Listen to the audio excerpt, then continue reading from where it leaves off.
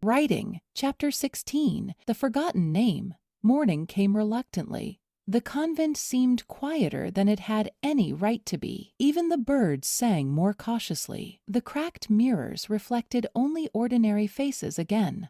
The stray cats had vanished. The coconut crab had not been seen for 2 days. Professor Voss declared this temporarily encouraging, which everyone had learned meant absolutely nothing. In the hospital in Galveston, Gumbo was recovering slowly. The seizures had weakened him, but the physicians believed he would make a good recovery with rest. His mind was finally his own again. No automatic writing, no mysterious messages, only silence. He admitted to Sean over the telephone.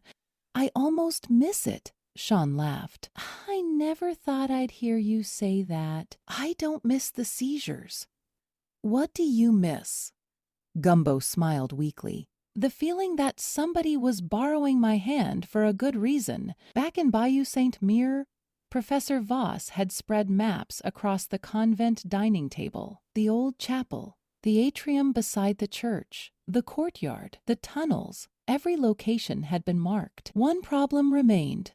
The core problem," he sighed. "We know where the exit is." Sean nodded. "But we don't know how to convince Dorothea to walk through it, far beyond the river." Dorothea stood outside the stone cottage beneath silver skies. She had lived there so long that time had become meaningless. The frightened strangers who wandered in now greeted her with smiles. Children called her Miss Dot. An elderly woman called her Sugar Boo. Someone had even planted celery beside the little cottage because Dorothea insisted every proper home deserved a garden. The oddest part, she no longer thought very often about Bayou St. Mere, or the convent, or Gumbo, or even her own name. Those memories had become mist. Sometimes she wondered whether she'd always lived there. Sometimes she believed she had. Scott watched quietly from beneath a glowing tree. His smile faded ever so slightly. Meanwhile, chaos stood within the chamber of light. Again he reached for Cora. Again the impossible happened. "Cora, I'm here. I think she's forgetting." "I know." "What do we do?" Cora closed her eyes. "We remind her." "How?" "The smallest memory." Chaos nodded. "Not enough to force her. No, just enough to let her choose." Together they concentrated. Not on words, not on faces, only one memory, a hymn. Very softly, the tune of Ave Maria drifted across realities. Dorothea stopped watering the little garden. She frowned. "I know that song." One little girl looked up. "What song?" Dorothea placed a hand over her heart. "I don't remember." She looked toward the distant silver horizon. A strange ache stirred inside her. Someone, somewhere, loved her. She couldn't remember who. Back in Louisiana, Youngblood and Merrick finally returned. Their truck barely rolled into the convent courtyard before Professor Voss stormed outside. "Well?" Youngblood climbed out slowly. "We have a problem. I gathered that the talisman—" Professor Voss narrowed his eyes. "What about it?" Merrick swallowed. "We remembered." Professor Voss became very still. "The woman." Youngblood nodded miserably. "The woman from the little dive bar." Professor Voss blinked. "What?" "One of the 2 women. She took it." Silence. Professor Voss removed his glasses very carefully. "You!" Another pause. "Did what?" Youngblood raised both hands. "We didn't realize until halfway home." Professor Voss completely lost his composure. "You absolute!" he charged. Youngblood barely had time to sidestep before Professor Voss tackled him. The elderly professor landed surprising punches for a man who usually argued with museum exhibits. "You lost the one thing keeping our entire investigation together." Youngblood covered his head. "I know! I trusted you. I know." Merrick attempted to intervene. Professor Voss shoved him backward. "You helped!" Sean hurried outside. "Professor!"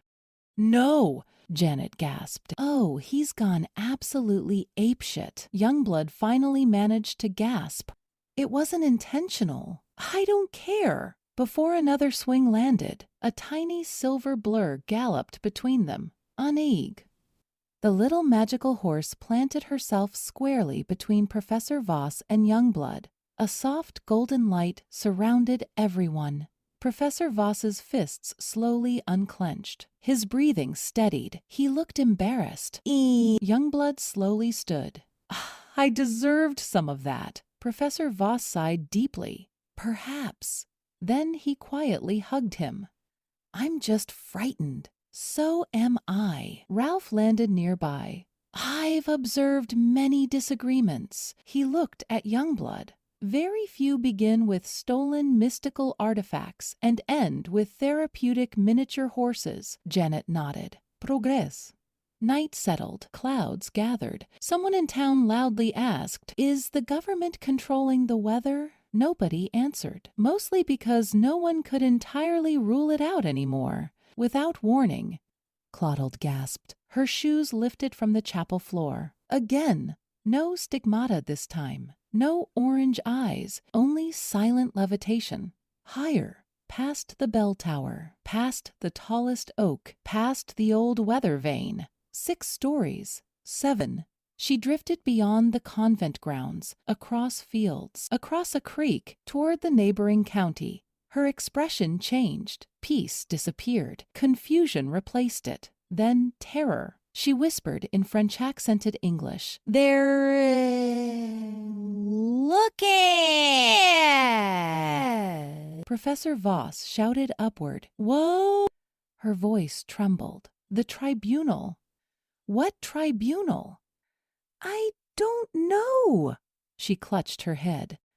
"I don't know why they're asking my name." Higher still. For one dreadful moment, she appeared utterly mentally disturbed, almost deranged, as though listening to 1,000 judges speaking at once. Then, the invisible current gently carried her back toward Bayou Saint-Mere. She descended shakily into the convent courtyard, collapsed into Sean's arms, and whispered only one sentence. "They think Dorothea belongs there now." Far away, Dorothea stood beside the cottage. The melody of Ave Maria lingered faintly in the air. She turned toward the silver trees. A memory slipped through. Not complete, only enough. A chapel. A dress pattern for a novice's habit laid across a sewing table. A pretty black cat sleeping in the convent courtyard. Someone laughing. Someone saying, "I love you, baby," to an infant she could not quite see. A voice calling, "Dorothea!" She frowned. "Dorothée!" The name felt familiar. Almost like it belonged to her. Almost. Scott watched from a respectful distance. He did not speak. This memory had to be hers, not his. Dorothea looked toward the horizon with tears she could not explain. For the first time, she no longer asked where she was. She silently wondered who she had once been. Chapter 17. The society beneath the river. The town awoke with the peculiar feeling that something had already happened before anyone had opened their eyes. Even the wind seemed reluctant to move. Professor Voss stood in the museum before the old talking moose head. "I've come with another question." The moose sighed. "You always do. The woman? The one who stole the talisman?" The moose was silent for nearly a minute. Finally, it spoke. "You've been asking the wrong question." Professor Voss frowned. "What should I have asked?" The moose's glass eyes seemed almost alive. "You should have asked who she serves." Youngblood had scarcely slept. His anger simmered quietly beneath every word he spoke. "I let her get close." "It happens," Sean replied. "No." Youngblood clenched his fists. I trusted her. Professor Voss entered the room carrying a brittle leather folder. I know who she belongs to. Everyone looked up. The folder had been hidden inside a museum display mislabeled simply agricultural records, redacted. Inside were newspaper clippings, faded sketches, and testimony from nearly a century earlier. One headline read, "Local witness recants testimony after midnight meeting." Another page referred repeatedly to a group known only as the Society of the Hidden Current. Professor Voss spoke quietly. They've existed for generations. What do they want? Sean asked. The river. Youngblood's face hardened. And now... Professor Voss nodded. They have the talisman.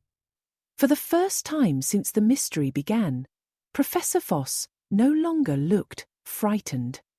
He looked determined. They forced the mystery into the open. He closed the folder. Good! Rage settled over Youngblood like a storm. I'm getting it back. Sean raised an eyebrow. You don't even know where they are. I'll find them. How? Youngblood smiled without humour. I've found worse. Ralph watched from the curtain rod.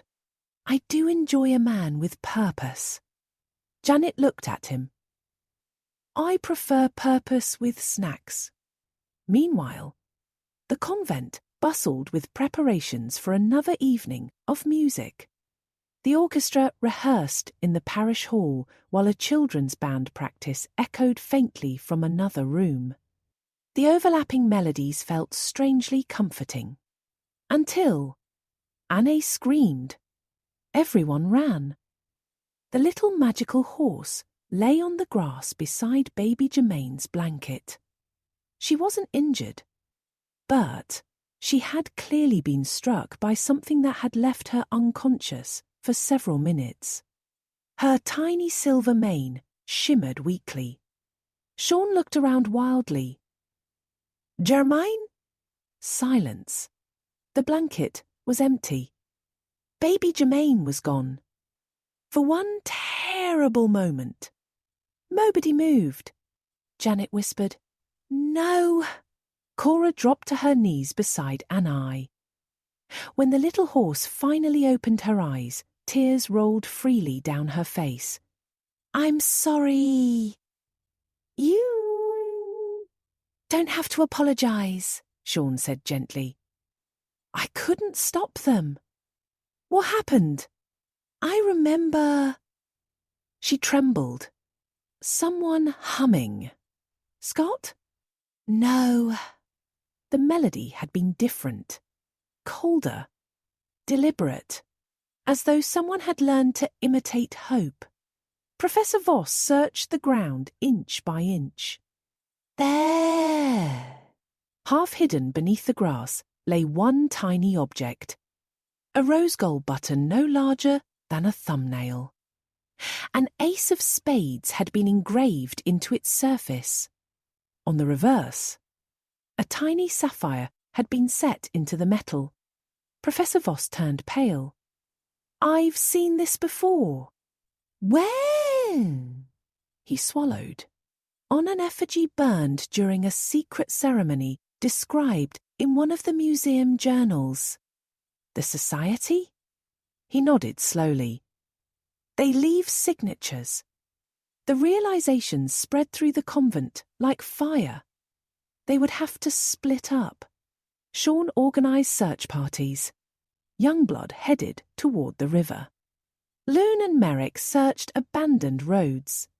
Janet insisted on checking every pantry just in case babies occasionally hide with canned pears. No one corrected her. Fear made strange ideas seem almost reasonable. As the teams departed, Sean quietly muttered, No one knows who's next. No one argued.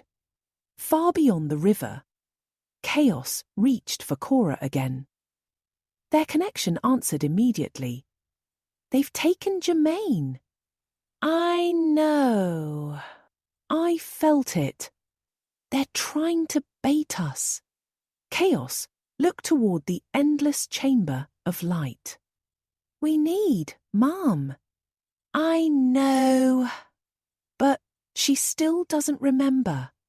Chaos thought carefully. What did she always carry? Cora closed her eyes, then smiled sadly. A hymn book. And a little wooden rosary. No. Chaos shook his head. Something smaller. Then Cora remembered. The tiny stone cross she kept in her apron pocket when she first became a nun. That's it. Together they concentrated. Not on the object itself, but on the feeling of holding it. Across realities. Dorothea paused while tending the flowers outside the stone cottage. Something lightly struck the ground beside her. She bent down. A tiny, carved stone cross. Exactly like the one she had carried decades earlier. She picked it up. Her hands trembled. I've held this before. The little children watched curiously. Mies dod? She searched her memories desperately. Nothing. Only fragments. A chapel. Rain. Laughter. Someone calling her name. Then, silence. I still don't know who I am. Scott stood beneath the silver trees. He did not interfere. Some journeys could not be hurried. Back in Bayou Sant, Professor Voss remained alone in the museum late into the night. He carefully reread every document concerning the Society of the Hidden Current. One passage caught his attention. It mentioned an initiation held beside a funeral pyre many decades ago. Another referred to a hideous oath.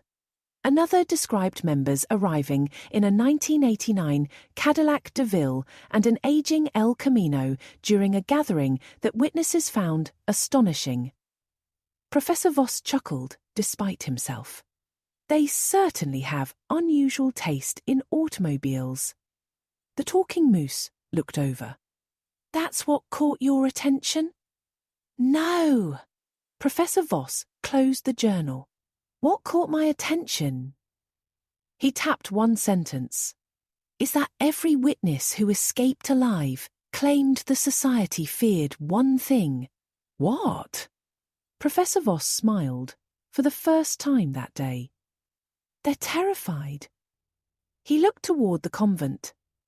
Of mothers. Outside, the wind rose again. Far away, Dorothea still stared at the little stone cross in her hands, mystified by the ache it awakened within her. She closed her eyes, certain that the answer was just beyond reach. And somewhere in the darkness of Bayou Sant-Mere, baby Germain cried once, then fell silent. Writing. Chapter 18. The Polaroid from Nowhere. 3 days had passed since baby Germain vanished. The convent no longer sounded like itself. No laughter drifted from the kitchen. Even Ralph had become unusually restrained. Professor Voss remarked that grief had a sound all its own. It muffles everything. No one disagreed. Each morning, Cora sat in the old chapel beside the open hatch beneath the altar. Chaos waited inside the chamber of light beyond the river. Their conversations had become almost effortless now, like speaking through an invisible telephone. Cora, I'm here. I've been thinking. So have I. We're trying to remind Dorothea with memories. It isn't enough. Chaos looked around the silent chamber. What if... What? We stopped trying to remind her who she was. Cora frowned. I don't understand. We remind her who she has always been. The idea settled over her like dawn. That evening they tried something different. Instead of sending a cross, instead of sending music, they sent a feeling. A mother comforting a frightened child during a thunderstorm. The warmth of soup in a convent kitchen. The smell of old hymn books. The quiet joy of forgiving someone before they asked. Not memories. Character. Love itself. Far beyond the river, Dorothea paused beside the stone cottage. A little girl had scraped her knee. Dorothea instinctively knelt, wrapped the wound, comforted her. Without thinking, she softly whispered, There now, you're safe. The words startled her. I've said that before. The little girl smiled. You always say that. Dorothea looked toward the silver horizon. I always? Something deep inside her stirred again. Still, she could not remember. Meanwhile, the mystery surrounding baby Germaine deepened. Just after sunrise, Sean discovered an old Polaroid photograph lying neatly upon the convent steps. No envelope, no footprints, no explanation. On the back, someone had written only, He is safe. The photograph showed baby Germaine, unharmed, wrapped in a blanket. Behind him, Professor Voss immediately recognized the location. The old bearing room. Everyone stared. The bearing room? He nodded. It belonged to an abandoned industrial mill outside town. The image showed crumbling cinder blocks, rusted machinery, a faded yellow safety line, a stack of hay bales. Someone had recently built a small campfire nearby. Sean looked closer. There. What? An ace of spades had been carved into one of the walls. The Society of the Hidden Current. Again, Youngblood had not spent the last 3 days waiting. He had been hunting. He retraced every mile between Bayou Saint-Mere and the little dive bar outside Cameron, questioned bartenders, truck drivers, a hillbilly mechanic who remembered everyone. Finally, he found her, the woman who had stolen the talisman. She was already bound and gagged, not by the society, by someone else.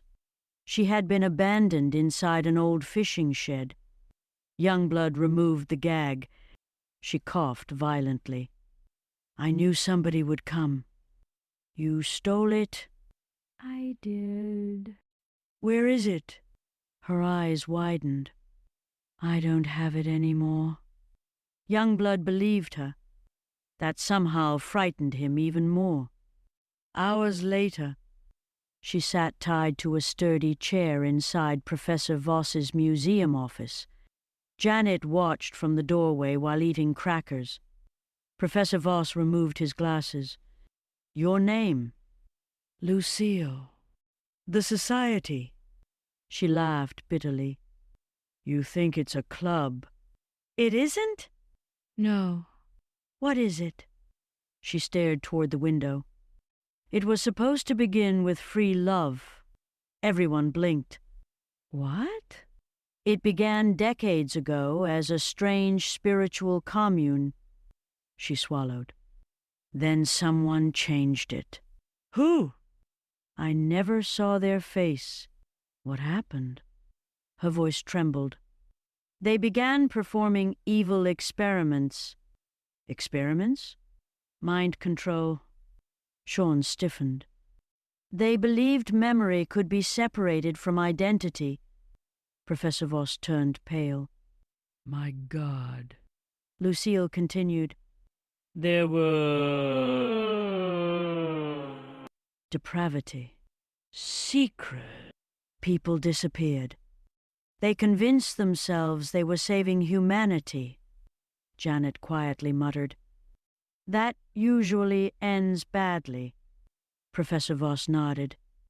It always does, Lucille continued. They recruited lawyers, doctors, teachers. They smuggled contraband through ordinary deliveries. She laughed bitterly. I made so many Freudian slips over the years. What do you mean? I wanted somebody to notice. No one did. Ralph landed on a filing cabinet. I've long maintained that secret societies would accomplish considerably less if they held fewer meetings. No one answered. It simply wasn't the moment. Professor Voss spread the old museum records across the carpet. Maps, photographs, letters. One faded newspaper clipping described a mysterious psych unit that had briefly operated outside town during the 1960s. Another connected the society to activities reaching as far as Nigeria. Another mentioned coded meetings identified only by references to the Statue of Liberty, Mother Teresa, and Yanni apparently innocent names used as passwords. Janet stared. That's oddly specific. Professor Voss sighed. Cults often confuse symbolism with intelligence. Lucille suddenly looked directly at Sean. They're looking for Dorothea. We know. No. You don't. They aren't trying to bring her back. Silence. They're trying to make sure she never remembers. Across the river, Dorothea sat quietly outside the cottage while rain fell gently beneath unfamiliar stars. She wore an old raincoat one of the travelers had given her. She smiled as several newborn kittens played beneath the porch. One climbed into her lap.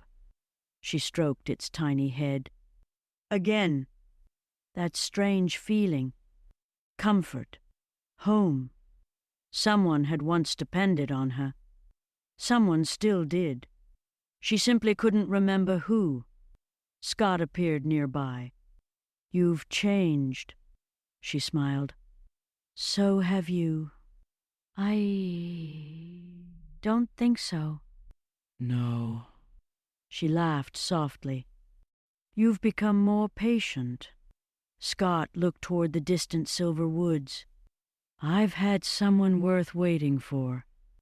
Dorothea looked at him curiously. I wish I knew what you're talking about. So do I. Back in Bayou Sant, Mir. Lucille lowered her voice. The talisman isn't gone. Youngblood leaned forward. Where is it? I don't know. Then what do you know? She looked at each of them.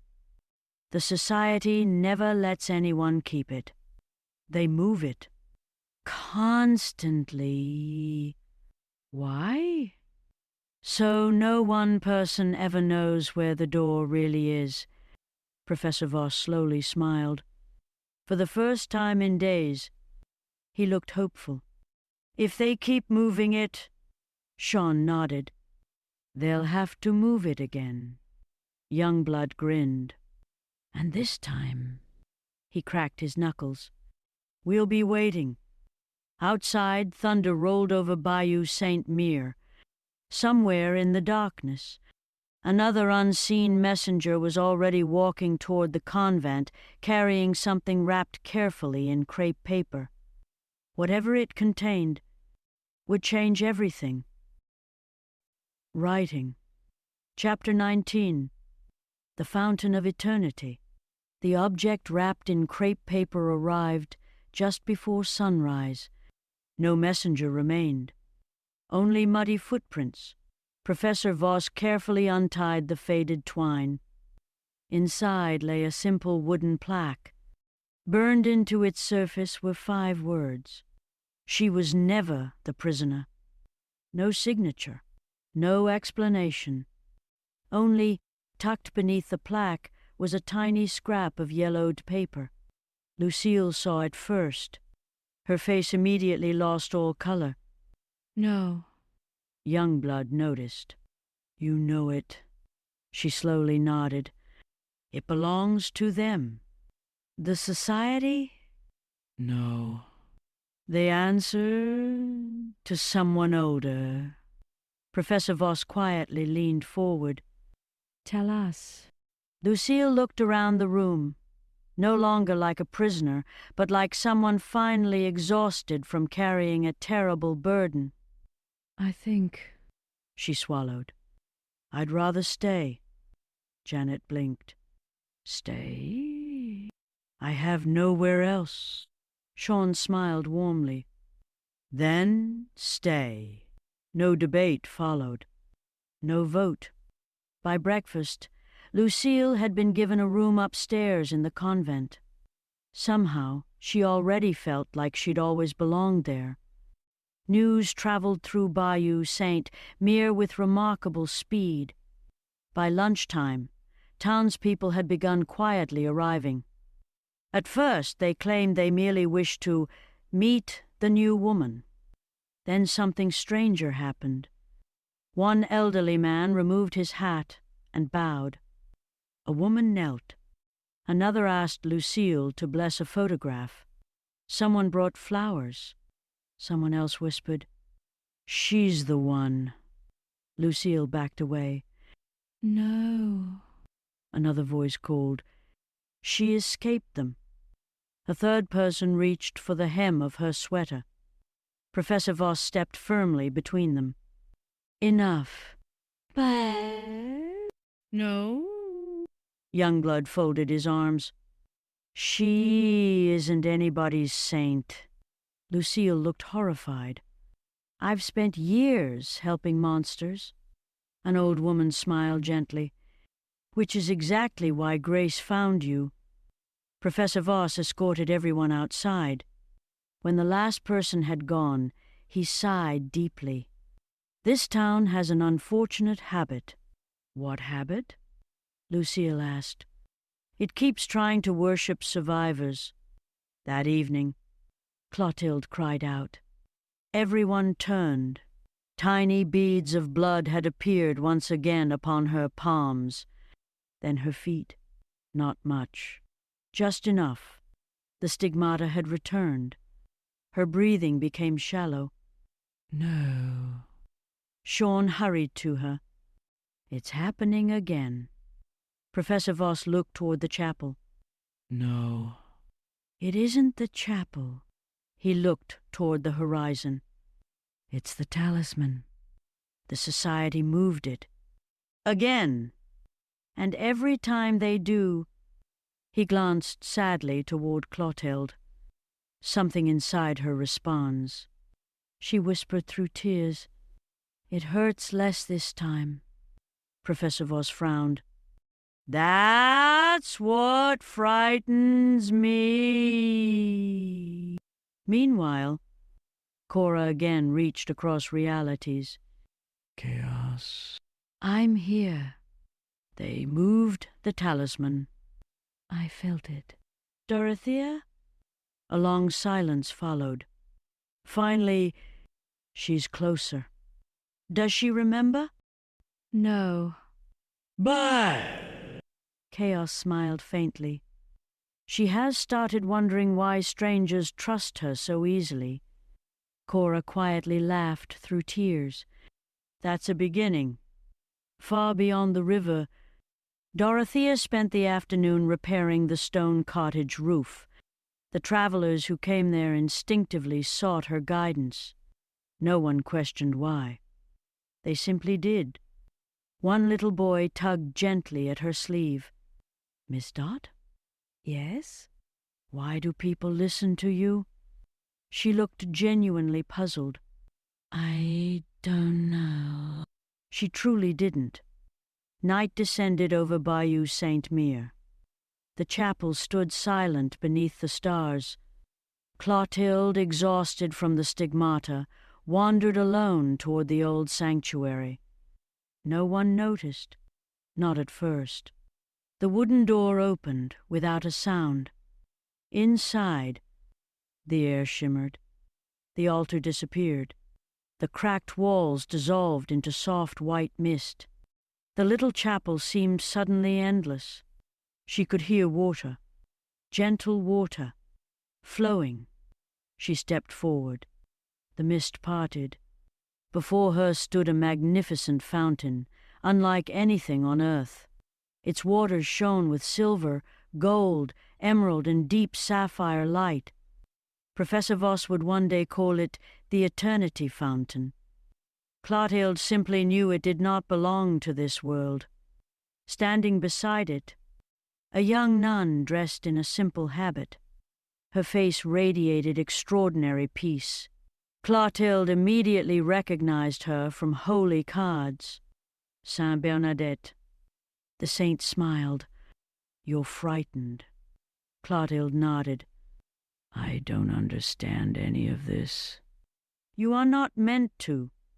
Then why am I here? Saint Bernadette dipped her fingers into the luminous water. "It is enough that you came." Clotilde noticed there was no judgment in her eyes, only compassion. "Will Dorothea return?" The saint looked toward the fountain. "In time." Will chaos? "In time." "Will the child?" A gentle smile. "In time." Tears streamed down Clotilde's face. "Then what are we supposed to do?" Saint Bernadette stepped closer. The chapel, or dream, or vision, seemed to disappear entirely. Only the fountain remained. The saint leaned close enough that only Clotilde could hear.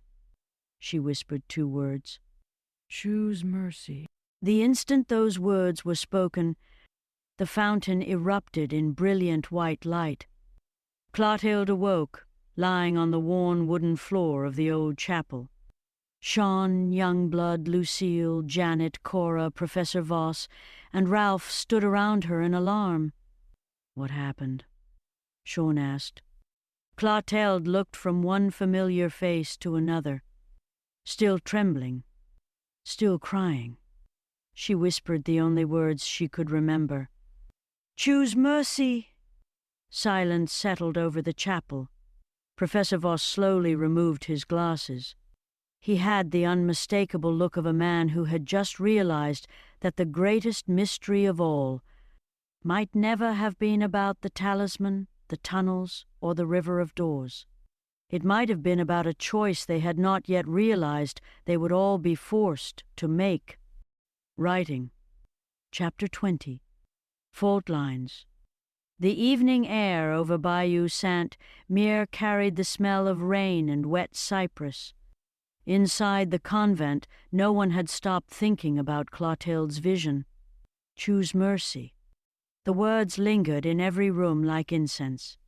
Professor Voss had written them across the top of a chalkboard in the museum. No one had erased them. No one intended to. Not far from town, Loon gripped the steering wheel with white knuckles. "I shouldn't have driven." Merrick, sitting beside her, looked out the windshield. "No." The answer came too late. A blur crossed the narrow road. Loon jerked the wheel. The truck fish-tailed into a ditch with a sickening crash. Metal screamed. Glass exploded. When everything stopped moving, the engine hissed quietly. Loon staggered from the driver's side. She had been drinking far more than she wanted to admit. "Merrick?" No answer. Blood trickled down his forehead. His leg was pinned beneath the dashboard. He was conscious, but only barely. "Loon?" "I'm here." "It hurts." She looked wildly up and down the lonely road. Panic overtook reason. Instead of calling for help, she fled into the darkness. Every step away from the wreck filled her with deeper shame. Hours later, she had not made it far. She collapsed beneath an old oak tree, sobbing. I left him. The words felt heavier than anything she had ever carried. Back at the convent, Anai suddenly lifted her head. The little magical horse had been unusually quiet since baby Germain's disappearance. Now she trembled. Sean noticed immediately. What is it? I can feel someone. Merrick? She nodded. He needs us. Without another word, Sean, Youngblood, Lucille, and Anais hurried toward the county road. They found the truck nearly hidden among reeds. Merrick was still alive, weak, barely conscious. Anais approached him, and a warm silver light spread from her tiny hooves. His breathing steadied. Not healed. Not completely. But enough. Sean squeezed Merrick's shoulder. Hang on. Sirens echoed faintly in the distance. Loon, hiding behind thick brush, watched everything. Her face crumpled with guilt. Far beyond the river, Chaos sat within the chamber of light. Cora? I'm here. There was an unusual hesitation in his voice. I've been thinking. So have I. It's about Germain. Cora immediately became alert. What about him? Chaos stared into the endless glow surrounding him. I don't think... He stopped. You can tell me. I don't think I want to be his father anymore. Silence. Not angry. Not shocked. Just impossibly still. Chaos continued. I don't hate him. I know. I just don't feel connected. His voice carried exhaustion more than cruelty. I chased Mom into this world because I loved her. I know. I don't feel that same certainty about Germain. Cora closed her eyes. You understand that people will be hurt? I do. They may not understand. I know. They may never forgive you. I know. Chaos lowered his head. I still can't pretend to feel something that isn't there. Cora did not argue. Instead, she asked quietly, Do you hope he's safe? Yes. Do you hope someone loves him? More than anything. Then perhaps this isn't the end of the story. Chaos looked up. No, it isn't. The connection faded. When Cora opened her eyes, Sean was waiting. You heard? She nodded. He isn't rejecting Germain out of spite. No. He's admitting something painful. Sean sighed deeply. That truth is going to divide this family. It already has. Neither of them knew how Gumbo would react, or Dorothea, or Youngblood, or anyone else. But both knew pretending otherwise would only make things worse. Across the river, Dorothea remained beside the little stone cottage. She still could not remember her past. Yet every traveler who arrived found kindness waiting. Scott watched from the edge of the silver woods. You're becoming exactly who you've always been. Dorothea smiled faintly. I wish I knew what that meant. So do I. Later that night, the convent gathered quietly after learning that Merrick would survive. Loon had not yet returned. Youngblood stared out a rain-speckled window. I hope she comes back. Professor Voss nodded. Running from guilt rarely makes it smaller. Lucille folded her hands. Mercy, she whispered. Sean looked toward the chapel. Choose mercy. The words seemed heavier now. Ralph fluttered onto the center of the dining table. I have an observation entirely unrelated to Hitandrun's, secret societies, or extra-dimensional crises. Janet Jackson had a marvelous habit of using album interludes not merely as filler but as connective tissue. Those little spoken pieces, humorous sketches, snippets of conversation, and atmospheric transitions stitched the songs together into larger emotional journeys. An interlude can reset your mood, deepen a character, foreshadow what's coming, or simply give the listener a chance to breathe before the next emotional wallop. In many ways, they're like the quiet hallways between rooms in a strange old house.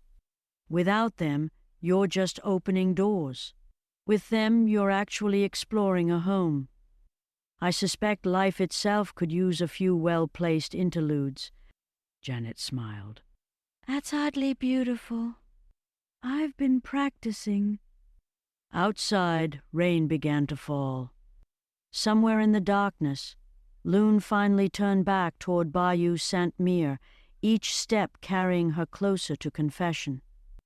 And somewhere else, a frightened infant cried softly in a place no one had yet found.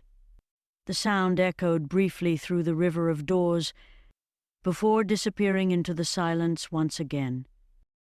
Chapter 21. The Silver World Remembers. The name came to them almost by accident. Professor Voss had spent hours comparing Gumbo's automatic writings with Lucille's recollections of the Society of the Hidden Current.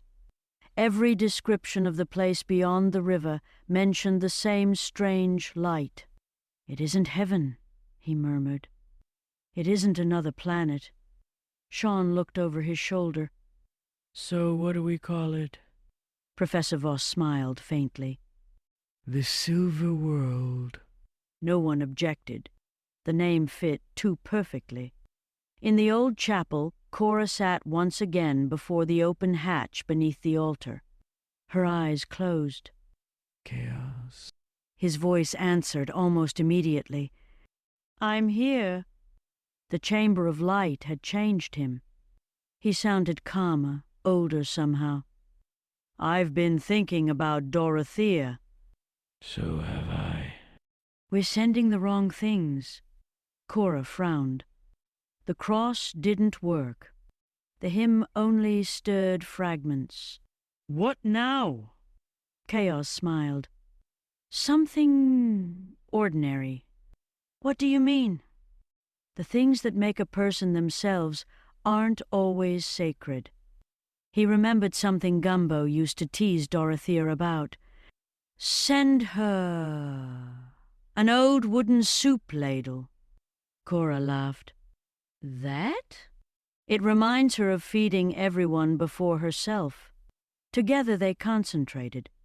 The feeling of warm soup, worn wood, a kitchen filled with laughter. The image drifted gently across the river. In the Silver World, Dorothea stepped outside her little stone cottage. The cottage had become a refuge for wanderers who arrived frightened and forgotten. Silver grass rolled across gentle hills. The trees shimmered softly as though every leaf had been polished by moonlight. She noticed something lying beside the garden gate. An old wooden ladle. She picked it up. "Why does this feel like mine?" Before she could think further, she heard footsteps. A man approached from the silver meadow. He was perhaps 60, dressed simply, smiling kindly. "My name is Guga." Dorothea smiled back. She hesitated. "I don't entirely know." Guga nodded, as though this was perfectly ordinary. Many people arrive that way. There was something unusual about him. As they spoke, tiny broken branches nearby slowly knit themselves back together. A cracked clay bowl repaired itself. Wilted flowers straightened. Dorothea stared. "You fixed them." Guga shrugged. "What then?"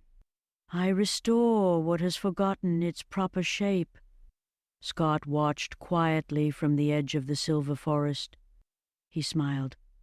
Of course. Guga glanced toward him. You've been expecting me, Scott nodded.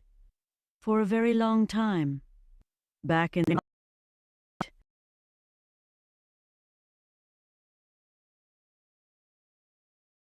What? Someone found Dorothea. Who? Another wave. Then an image. Guga laughing beside the cottage. Chaos's expression darkened instantly. What is it? I don't like this. You don't even know him. I don't care. His calm vanished. He exploded with emotion. I crossed worlds looking for her? Light burst around the chamber. The walls themselves seemed to vibrate. Now some stranger walks into her life while I can't even reach her. His anger shook the room. For the first time since entering the Chamber of Light, Chaos completely lost control. I won't lose my mother. The chamber slowly quieted. Cora waited. Finally, she said gently, You aren't losing her. Chaos lowered his head. I know.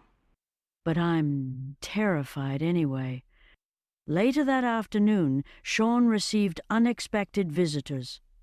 An elderly couple stood politely outside the convent gate. We're the Prescotts. The woman held baby Germain. Healthy, clean, contentedly asleep. Every person in the convent froze. Janet burst into tears. Youngblood nearly dropped his coffee. Sean hurried forward. Where did you find him? Mr. Prescott smiled. We didn't. A gentleman left him on our porch 2 nights ago. He said only one thing. What?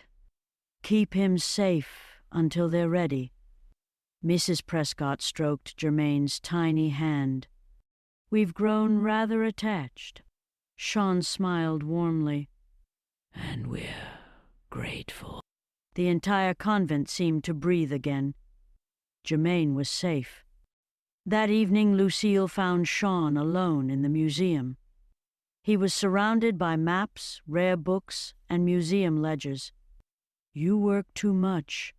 Sean smiled. So I'm told. She leaned casually against a bookshelf. You've been very kind to me. You've earned kindness. Lucille looked at him thoughtfully. You know... She hesitated. I used to manipulate people for the society. Sean quietly listened. I don't want to be that woman anymore. She stepped a little closer. I wasn't sure if I was trying to flirt with you or simply trying to remember how normal people make friends. Sean laughed softly. I'd recommend friendship. She smiled with genuine relief. I think I'd prefer that too. The awkwardness dissolved. Something healthier took its place. Trust. Outside, festival volunteers held roll call before unloading supplies for another community supper. Someone joked about the all-night buffet. Janet insisted the okra gumbo needed more sugarcane syrup, a suggestion Professor Voss declared culinarily adventurous. Youngblood wandered past, wearing muddy work boots and a borrowed hard hat after helping repair a shed. Ralph observed everything. I've noticed humanity can discuss Alfred Hitchcock, Modigliani, karate, fat camp, Clorox, jean jackets, thoroughbred horses, and bread baskets with equal confidence while accomplishing almost nothing. Janet nodded. That's community. It certainly is. Professor Voss later discovered another old journal mentioning New Iberia, forgotten meetings, and how the society had once tried to hide behind fear created by groups such as the Ku Klux Klan to divert attention from its own activities. They've always preferred others to take the blame, he said grimly. Lucille shivered. They're experts at disengaging people from each other and disassociating them from who they truly are, Sean added. Night settled over Bayou Saint Mere. A hazy, foggy mist drifted across the swamp, glowing almost effervescent beneath the moon. In the silver world, Dorothea and Guga sat outside the cottage sharing quiet conversation. Guga looked at the old ladle in her hands. You keep holding that. It feels important. It probably is. Dorothea smiled. For the first time, she looked toward the silver forest. I think someone is trying to remind me that I belonged somewhere. Scott, watching from among the shimmering trees, whispered to himself, Not somewhere. He smiled. To someone. And for the first time since the journey began, the silver world itself seemed to listen. Chapter 22. Heaven and earth. The rain had finally stopped. Bayou Saint Mere looked washed clean, but no one believed peace had returned. Peace, Professor Voss often said, was merely a pause between revelations. Loon had become the most wanted woman in 3 parishes. She hid in abandoned barns, beneath old bridges, and once even inside an empty grain silo. Every passing pickup truck made her heart race. One evening she slipped into a lonely convenience store hoping to buy food. She wore an oversized hooded sweatshirt and kept her head down. Desperation overcame judgment. She robbed the cash register with trembling hands. No one was physically harmed. She fled before deputies arrived. The next morning, security footage appeared on the local news. Though grainy, the image was unmistakable. Sean lowered the television volume.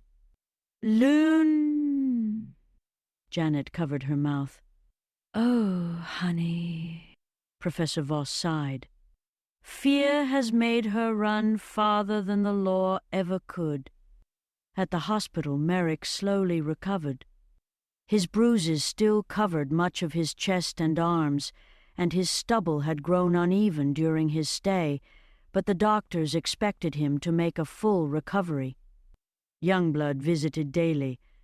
I'm sorry. Merrick smiled weakly. You've apologized 12 times. I'll probably make it 13. You always were a jack of all trades. I don't think apologizing counts as a trade. It does if you're good at it. For the first time in weeks, they laughed together. Back in Bayou Saint Mere, Gumbo suddenly became gravely ill again. Without warning, his speech slurred. His breathing slowed. He collapsed quietly in the convent kitchen. Doctors rushed him back to the hospital. By nightfall, he had slipped into a coma. Sean stood silently beside the bed. Professor Voss whispered, He carried too much of the river. No one answered. Far away, in the silver world, Guga walked beside Dorothea through silver meadows beneath softly glowing skies. Their friendship had become something deeper, not hurried, not dramatic, simply 2 gentle souls finding comfort in one another's company. Guga smiled. I'd like you to come somewhere. Where? My church. Dorothea hesitated. I don't remember much about religion. You don't need to. The church looked nothing like those on earth. There were no pews, no altar, no pulpit. Instead, the center of the sanctuary contained an immense living beanstalk that stretched upward beyond sight. Its leaves shimmered like rose gold. Its roots spread through transparent crystal beneath the floor in patterns resembling a great diagram. Hundreds gathered quietly around it. No one worshipped the plant itself. They honored what it represented: memory, growth, restoration. Every leaf symbolized a life remembered. Every new shoot represented forgiveness. Every blossom celebrated reconciliation. No sermons were preached. Instead, each person quietly cared for the beanstalk together. Some watered it. Some trimmed damaged vines. Some simply rested their hands upon it in silent gratitude. Guga whispered, "We believe every act of kindness feeds its roots." Dorothea stood motionless. She felt a wave unlike anything she had ever known. Not fear, not excitement. Something deeper, almost religious ecstasy. She couldn't explain it. Only that it felt true. Scott watched from beneath the silver forest. He smiled.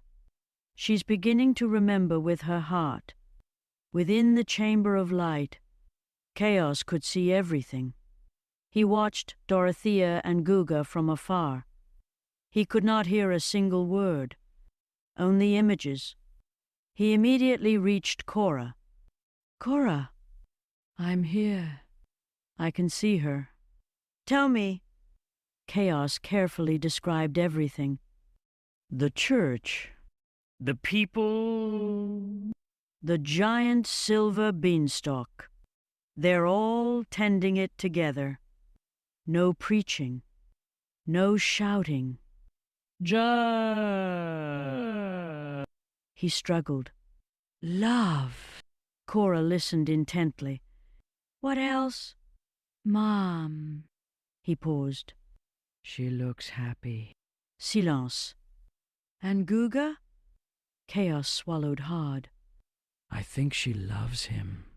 The words hurt to say. Yet they felt honest. Cora placed a trembling hand against her stomach. Something felt different. She frowned. Sean entered quietly. "You look pale. I need to tell you something." "What?"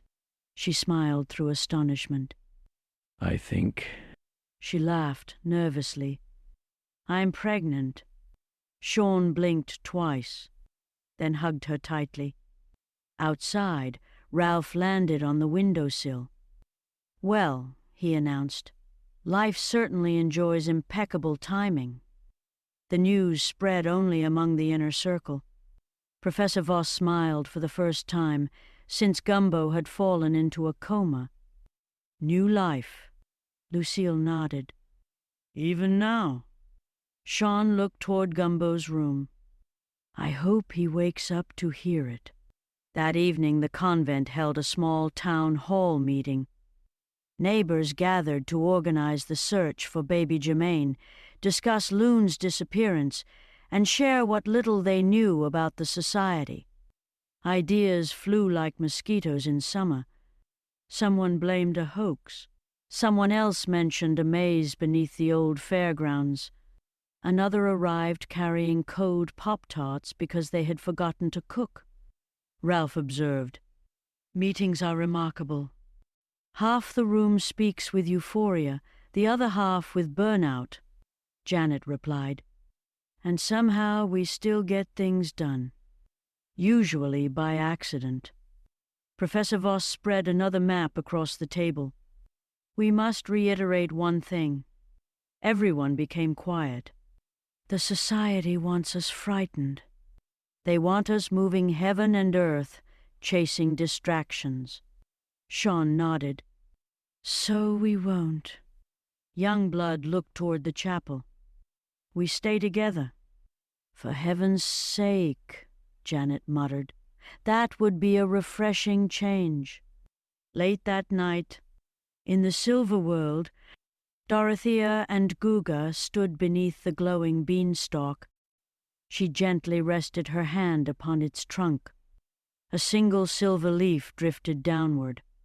When she caught it, she suddenly saw a flash. A convent. Gumbo smiling. Chaos as a little boy. A hymn. Then darkness again. Only a heartbeat of memory, but enough to leave tears on her face. Scott quietly whispered from the edge of the silver forest. "One leaf." He smiled hopefully. "The tree has begun." Far away in the hospital, Gumbo's fingers twitched for the first time since entering the coma. No one noticed. Not yet. Writing. Chapter 23. The Hidden Window. Morning arrived beneath low grey clouds, and the convent felt as though it had forgotten how to breathe. Gumbo remained in a coma. Dorothea remained in the silver world. Chaos remained trapped within the chamber of light. And yet, somehow, the invisible threads between them had grown stronger instead of weaker. Professor Voss quietly remarked, "Distance is proving less powerful than love." No one argued. Within the chamber of light, chaos reached out once more. "Cora? I'm here." I've been watching. "What did you see?" "The church." "The beanstalk?" "Yes, but something else." Chaos paused. "They don't remember with objects. They remember with purpose." Cora frowned. "So we've been sending the wrong clues again." I think so. "What do we send now?" Chaos smiled. "Responsibility." She looked puzzled. "What made Dorothea? Chaos answered almost immediately. Someone always needed her. Together they concentrated. Not on a cross. Not on music. Not on soup. Instead, they sent one feeling across the river. The overwhelming urge to protect someone. To comfort the frightened. To be the first one offering help instead of waiting for someone else. The feeling floated silently into the silver world. Dorothea was helping gather vegetables outside Guga's little church when a bizarre incident occurred. A frightened child tripped while chasing a brightly colored xylophone that had rolled down a hill. Without hesitation, "Dorothea dove?" She caught the child before he struck a stone. The little boy wrapped his arms around her. "I knew you'd catch me." Dorothea froze. "How did you know?" "Because you always do." She stared into the distance. Again, that impossible ache. Again, someone had depended on her. Not once, hundreds of times. Guga watched quietly. "You've been thinking." "I don't understand why people trust me." "They're not trusting you." "What then?" "They're remembering you." Dorothea looked toward the great silver beanstalk inside the church. For reasons she could not explain, she suddenly longed to spend more time there. The services were unlike anything she had ever imagined. No sermons. No condemnation. People spent their gatherings honoring one another's burdens, offering forgiveness, quelling old grudges, raising one another up. No idols, no elaborate rituals, only shared acts of kindness beneath the living tree. Dorothea found herself drawn there almost every day. The peace she felt bordered on religious ecstasy. Scott observed quietly from the edge of the silver forest. "The church isn't changing her," he whispered. "It's revealing who she's always been." Back in Bayou Saint Mere, Clatelde wandered alone into the mirror room. The cracked mirrors remained strangely quiet. Then, one mirror shimmered. A familiar face emerged. Conception. She did not cross over this time. She remained behind the glass. "Clotilde, you came." "There isn't much time." Clotilde stepped closer. "Can you help us?" I can warn you. About what? Conception's expression became unexpectedly grave. "There is a hidden window." "A window?" Not a door. Not the river. A place between choices. Clotilde frowned. I don't understand. You will. When? When someone chooses love over possession. The mirror trembled. Clotilde reached forward. Wait! Conception smiled sadly. Tell Professor Voss. She hesitated. Colossus was never a giant. The mirror instantly became ordinary glass once again. Clotilde stood frozen. What does that even mean? Across town, Professor Voss nearly dropped his notebook after hearing Clotilde's account. Colossus? Sean looked puzzled. What about it? Professor Voss smiled slowly. We've been thinking too literally. The greatest things aren't always the largest. Meanwhile, deep inside his coma, Gumbo dreamed. Or perhaps he traveled. He found himself walking through endless silver fog. Not the silver world, not quite. A place somewhere between sleeping and waking. Far ahead, he saw Dorothea. He shouted, "Dorothea!" She didn't hear him. He ran. The distance never changed. He waved desperately. His quiet rage grew with every step. "Dorothea!" Still nothing. Between them stretched an invisible barrier. Like thick glass. He pounded against it. His fists made no sound. On the other side, Dorothea suddenly paused. She frowned. As though someone had whispered her name from very far away, she turned. No one stood there. Gumbo smiled hopefully. "You heard me." Then, the moment vanished. She continued walking beside Guga. Never seeing him, Gumbo collapsed to his knees. So close. At the hospital, a heart monitor suddenly quickened. The nurse looked up. He moved. Only a finger. Only once. But it happened. That evening, the convent kitchen buzzed with nervous energy. Lucille prepared supper while Janet attempted to fry bread, nearly setting off the smoke alarm. Ralph watched the commotion. "I've seen fewer hazards during a ballistics test." Janet rolled her eyes. "I'm a better cook than you." I should hope so. Sean chuckled. "You two sound like siblings." "We're fooling ourselves if we think otherwise," Ralph replied. Outside, rain drenched the chapel roof. A stink bug wandered across the windowsill. Youngblood absent-mindedly flicked it into the grass. Nearby, Anna stomped playfully at a sock puppet someone had left behind during the festival. Janet laughed so hard she nearly fell into a flower box. Professor Voss simply shook his head. "I refuse to ask." "A wise decision," Sean replied. As night settled over Bayou Saint-Mere, the moon slipped behind dark clouds, eclipsed by an approaching storm.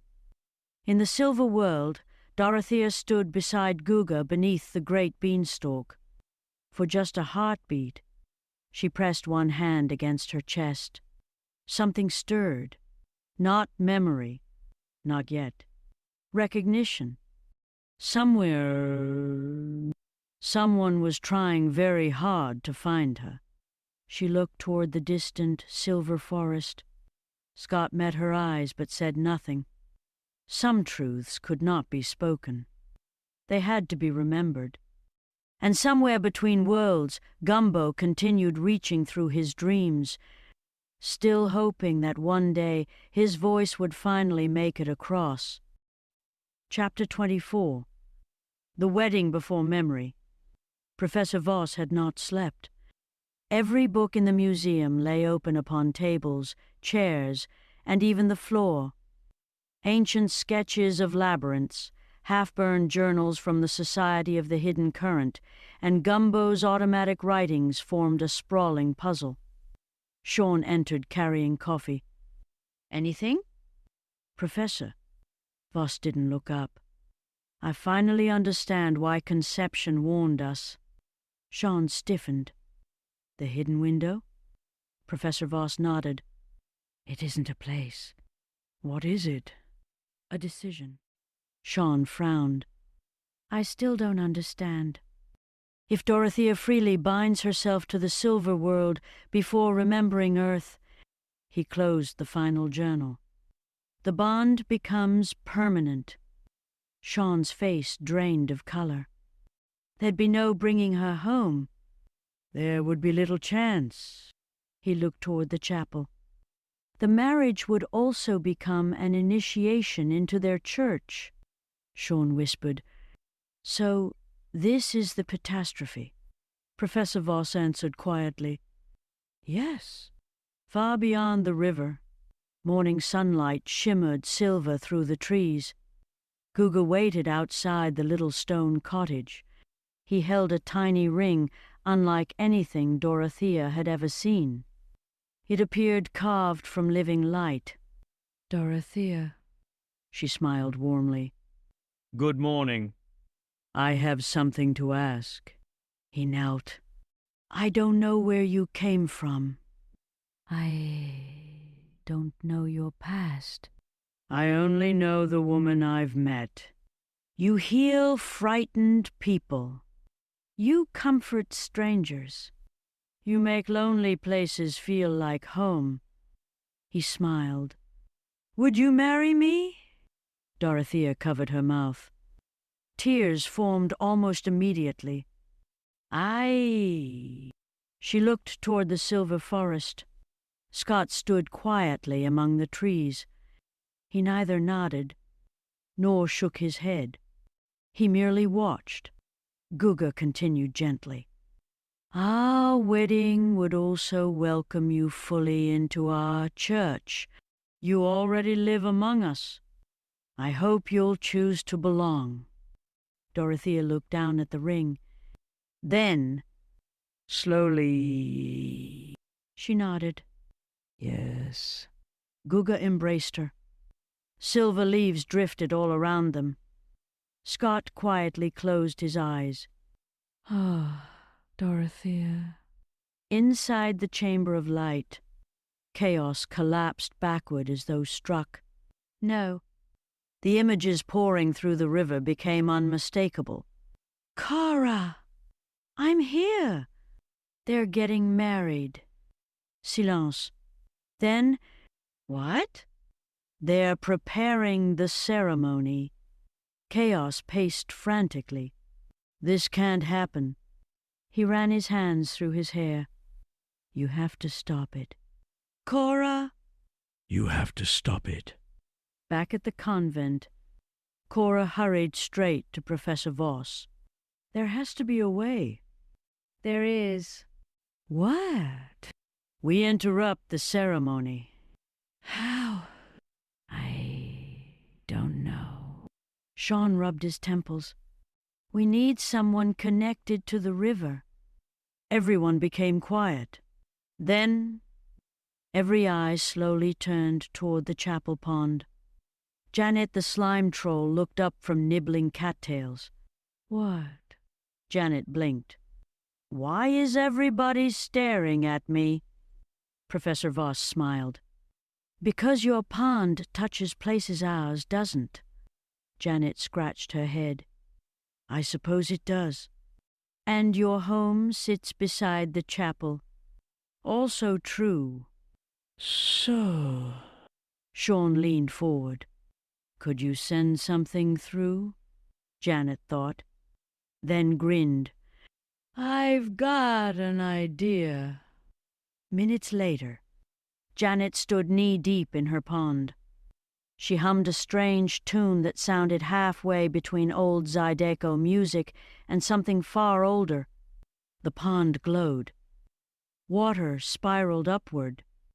Tiny silver fish leapt through the air. A river raft that had been tied beside the nearby boat ramp somehow untied itself and drifted toward the center of the pond. Youngblood blinked. That's new. Janet threw one lily pad after another into the whirlpool. Come on. Come on. The water briefly opened into a shimmering window. Everyone caught a glimpse of the silver world, the church, the beanstalk, Dorothea. Then it slammed shut. The pond became ordinary again. Janet sighed. I almost had it. Professor Voss lowered his head. They're already protecting the ceremony. Chaos felt the failed attempt instantly. It didn't work. Cora quietly cried, I'm sorry. Chaos leaned against the glowing wall of the chamber. I've never felt this helpless. Meanwhile, news broke from Louisiana. The television interrupted regular programming. Sean raised the volume. Authorities remain in a tense standoff in Lake Charles after a woman identified as Loon allegedly entered a convenience market holding several people hostage. The screen showed police cars, negotiators, a heavily armored vehicle. Yellow tape fluttered in the wind. Loon appeared briefly in a shattered window. She looked exhausted, bewildered, terrified, not angry, not triumphant, simply broken. Janet whispered, She's losing herself. Sean nodded sadly. Fear keeps making worse decisions for her. Back in the silver world, preparations continued. The sanctuary filled with soft, incense-laden air. Gentle music echoed through the branches of the great beanstalk. Women dressed Dorothea in flowing silver garments trimmed with threads resembling antique lace. One carefully braided her hair. Another smiled. You look beautiful. Dorothea laughed nervously. I feel strange. In a good way? I think so. Guga waited outside. His clothing was simple but elegant, fastened with an old brass clasp. Scott stood beneath the trees, his expression impossible to read. Professor Voss continued explaining. If she completes the vows, what happens? Sean asked. The silver world will accept her entirely. And Earth? It may gradually forget she ever existed. Silence fell like stone. Ralph fluttered onto a bookshelf. I've always maintained weddings should involve fewer existential crises. No one laughed. Even Ralph looked worried. Outside, a strange breeze swept across the chapel grounds. A trapeze belonging to a traveling carnival several blocks away inexplicably broke free and drifted across the sky before landing gently beside Janet's pond.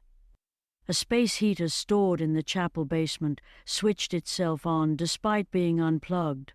A flock of colored birds circled overhead in perfect silence. Youngblood stared upward. Something bizarre is definitely happening. Professor Voss nodded. The worlds are drawing closer. As sunset approached, Cora rested a trembling hand upon her growing pregnancy. Chaos spoke softly inside her mind. I'm sorry. For what? I couldn't save Mom. You haven't failed.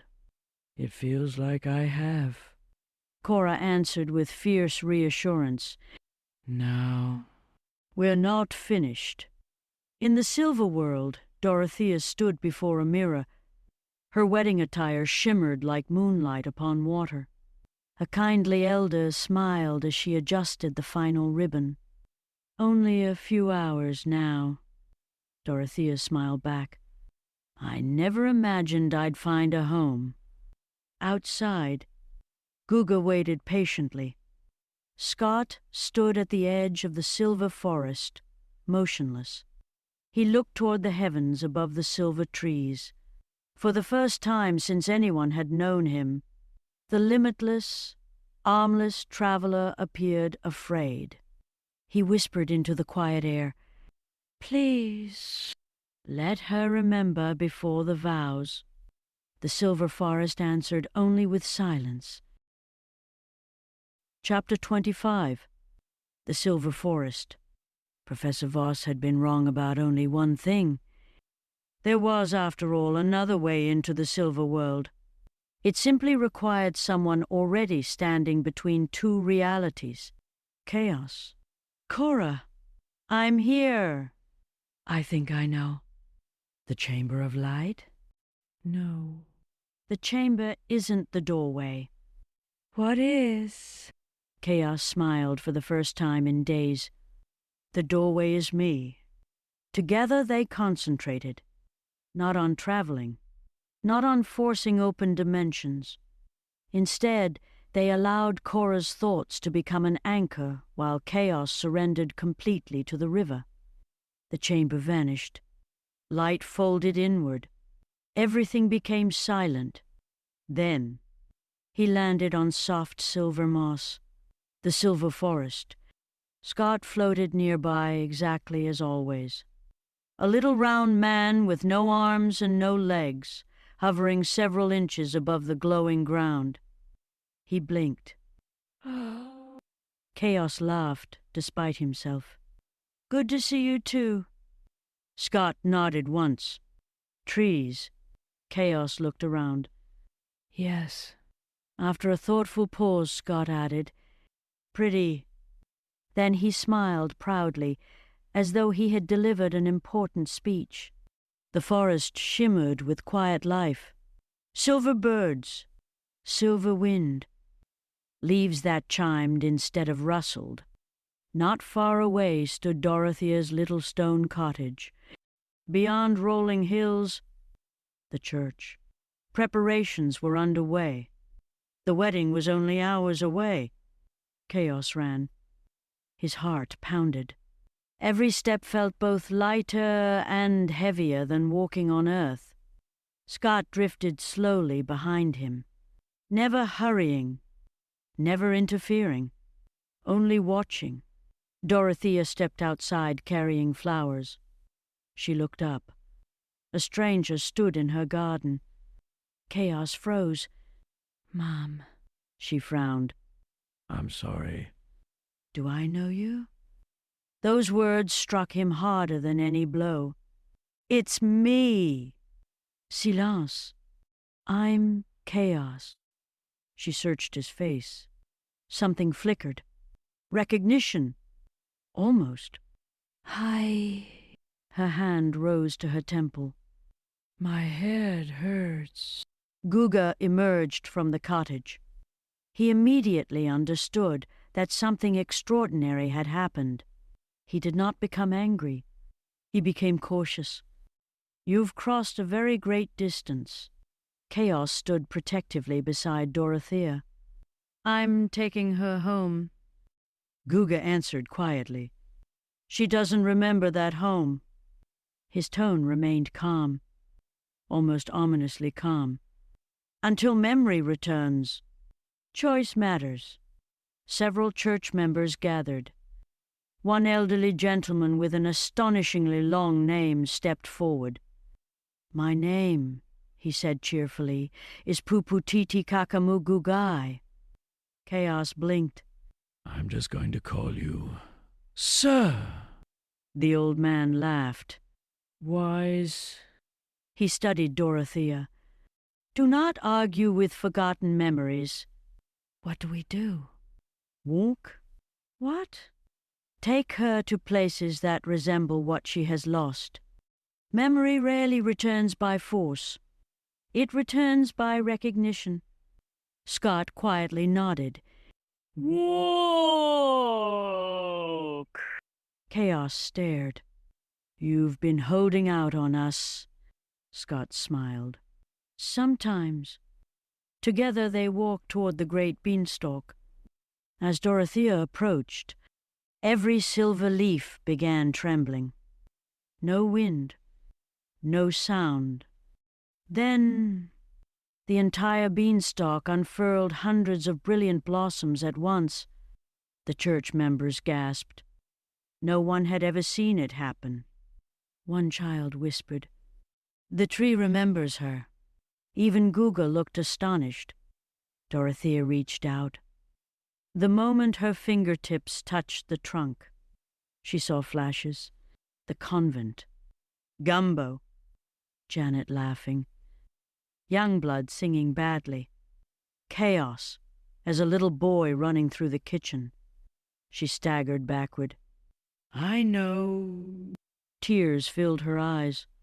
I know. Chaos smiled hopefully. You remember? She looked at him desperately. I know you. You matter to me. Just... She broke down crying. I still don't know why. Back in Bayou Saint, Mere. Televisions throughout town carried live coverage from the standoff in Lake Charles. Loon remained inside the convenience store. Negotiators maintained contact. From his hospital bed, Merrick insisted on speaking with her by phone. Lynn. Silence. You don't have to keep running. I've ruined everything. No. I have. You can still make one good decision. Long silence. Outside, officers waited. Everyone held their breath. Then Loon quietly said, I'm scared. I know. So am I. Just then Ralph the parrot demanded the negotiator put the phone on speaker. Very well, Ralph announced. Since everyone is understandably tense, allow me a brief historical diversion. There was confused silence. In 1912, when the Titanic sank, there wasn't yet a Billboard Hot 100. Popular music spread through sheet music sales, vaudeville, and performances rather than modern charts.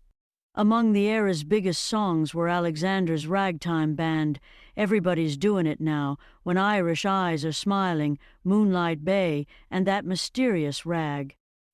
They weren't #1 hits in the modern sense, because no official national singles chart existed yet, but they were among the songs Americans were singing most. He paused dramatically. My point, Miss Loon, is that history remembers tragedies, but it also remembers what people choose to do next. Another pause. Don't let your next decision become the only thing people remember. The line remained silent. Finally, Loon began crying. She placed the weapon on the floor. I'm coming out. Minutes later, she surrendered peacefully. Even the negotiators applauded. Meanwhile, the silver world grew strangely restless. A deep rumble echoed beneath the glowing hills. Scott looked toward the forest. Oh. Chaos turned. What? Then he saw them. Silver monkeys. Dozens. Their eyes glowed like tiny miniature supernovas. They burst from the trees, chattering wildly. Puputiti Kakamugugai shouted, Run! Chaos did not ask questions. He ran. Past the cottage, past shimmering flowers, toward the silver forest. The monkeys gained on him with astonishing speed. Ahead, Scott hovered motionless at the forest's edge beneath a glowing crucifix-shaped branch that shone like a haunted beacon in the silver dusk. For the first time, Scott looked genuinely worried. Chaos sprinted toward him. The silver monkeys closed in. And just before the first one leaped, the forest itself began to move. Writing. Chapter 26. The Cave Beyond the Silver Forest. Chaos ran until his lungs burned. The silver monkeys remained close behind. They never screamed. They never howled. They simply chattered among themselves in an unnervingly intelligent way, as though discussing him rather than hunting him. The silver forest grew thicker. Scott had disappeared somewhere behind him. The trees bent inward. The ground sloped downward. Then Chaos spotted a narrow opening hidden beneath ancient silver roots. A cave. Without hesitation he dove inside. The monkeys reached the entrance seconds later. To Chaos's astonishment, not one entered. They merely surrounded the opening, watching, waiting. Then, almost as if obeying an invisible command, they quietly wandered back into the forest. Chaos leaned against the cave wall. "What are you afraid of?" Only silence answered. He instinctively reached for Cora. Cora? Nothing. Cora? Again, nothing. Their psychic bond, gone. His heart pounded. For the first time since entering the silver world, Chaos was utterly alone. The cave glowed faintly from veins of silver crystal embedded in the walls. Deep inside lay objects that clearly did not belong there. A weathered mahogany cane, an old calculator whose display still flickered despite having no batteries, a rusted hat pin, a cracked piece of stained glass, a faded issue of Mad Magazine, a length of rope from an ancient tetherball pole, an empty handbag with no owner, a child's toy, an assortment of personal effects from people who had clearly wandered here across generations. Chaos whispered, "This place keeps souvenirs." Further inside, he found something stranger still. A fruitcake, perfectly preserved. A tiny folded message protruded from one side. He unfolded it. Only 6 words appeared. "Every exit begins as memory." Chaos frowned. "That's oddly specific." Nearby sat several old dolls carved from pale wood. As he watched, their heads slowly turned toward him. He decided not to investigate further. Nope. Exhaustion overtook him. Curled against the cool stone, Chaos fell asleep. He dreamed. He stood once more in the convent kitchen. Dorothea stirred a giant pot of gumbo while humming softly. Baby Germain laughed. Young Blood attempted a ridiculous backflip and landed in a chair. Janet accidentally spilled moonshine into the gravy. Professor Voss complained that this was methodologically unsound. Everyone laughed. Then the room dissolved. The walls became silver mist. Dorothea continued stirring the empty air. She looked directly at him. "I can't remember where to set the table," Chaos answered without thinking. "You don't remember because there's nobody here." Dorothea smiled sadly. "No, there is." She pointed behind him. Chaos turned. The entire town of Bayou Saint-Mere stood there, waiting, not speaking, simply waiting. He awoke with tears in his eyes. "I know," he whispered into the darkness. "I know how to bring her home, not by reminding her who she had been, but by reminding her who still needed her." Elsewhere in the silver world, the wedding had indeed been postponed. Guga apologized to the gathering. "There has been an unexpected difficulty." The congregation accepted this calmly. No one appeared impatient. Puputiti Kakamugugai quietly remarked, "Sometimes the tree delays what the heart rushes." Dorothea found herself strangely relieved. She couldn't explain why. Far away, inside his coma, Gumbo wandered endlessly through silver fog. This time, he stopped shouting. Instead, he simply spoke. "Dorothea." His voice drifted gently across worlds. "I burned the biscuits again." Dorothea stopped walking. A fragment. "Biscuits." Another whisper. "The kitchen misses you." She placed one hand upon her heart. Again. "The kitchen." She could almost smell soup, almost hear Ralph arguing, almost hear Youngblood laughing. Tears formed. "I don't belong," she whispered. "I don't think I belong here." Back in Bayou Saint-Mere, Sean burst into Professor Voss's museum. "We found it." Professor Voss stood instantly. "The talisman?" Sean nodded. It was inside a false bottom of the old donation box beneath the chapel. Lucille stared. The society hid it in plain sight. Professor Voss carefully lifted the floating stone. It still hovered gently above his palms. Its soft light pulsed steadily. "The ripple effect," he whispered. "It's still active. The stone was never truly lost. It had merely been waiting." The instant the talisman floated into the open air, Clotilde gasped. Oh, no. Blood appeared once more upon her palms. Her pupils vanished. Her eyes became solid amber. The room grew painfully cold. She began levitating. Slowly at first, then faster. Sean reached for her. Missed. Janet grabbed her ankle. Lost her grip. Clottle drifted through an open window. Across the convent garden. Past the orchard. Higher. Higher. Then something disturbing happened. Every tree she passed suddenly withered, only to begin healing over seconds later. Leaves fell, then regrew. Dead branches blossomed. Rot became life. Life became rot. Again and again. Professor Voss stared in horrified fascination. "The talisman! It isn't choosing between life and death. It's choosing between memory and forgetting." Clotilde continued rising until a sturdy orchard branch caught her habit. She swung gently 20 feet above the ground, dangling helplessly. Wide awake, entirely unable to climb down, Janet shaded her eyes. "Well, I've certainly never seen that before." Youngblood grabbed a ladder. Sean grabbed another. Lucille simply looked upward and muttered, "One of these days, I'd really appreciate a nice run-of-the-mill afternoon."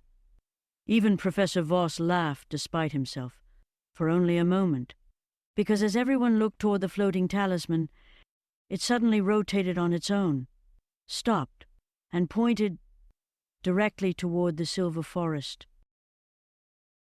Chapter 27. The yellow brick road home.